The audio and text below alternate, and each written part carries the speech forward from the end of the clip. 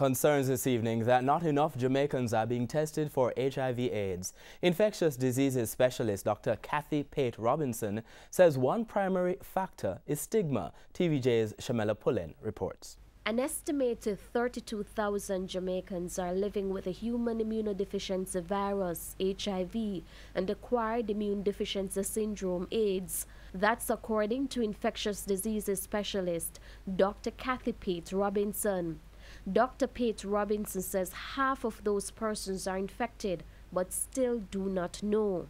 On the adult side for my clinic, we have seen about a little over 100 new diagnoses this year up to the end of the third quarter. So that means that, we are seeing, and that's the people who get tested. Those are the ones who are coming in and they have some sickness or they have some reason to suspect.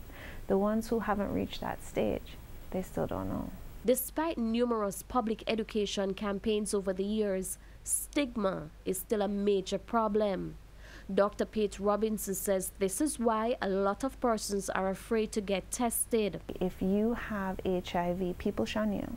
They don't want to touch you, they don't want to hug you, they don't want to share food with you or eat from you, even though you can't get HIV by hugging, kissing, touching. That's not possible. Not unless you covered yourself in blood and said, here. So then that hurts a lot of people and it makes them very isolated. So people are afraid of HIV, sometimes I think more than of the virus itself. She's assuring persons that medications are available to treat the virus and the government provides them free of cost. The earlier you get treatment is the better your outcome, the better your life will be.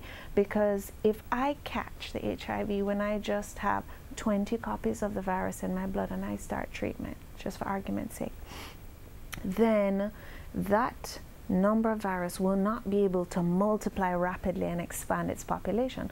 So the effect on all my body systems will be limited because my immune system is going to corral it.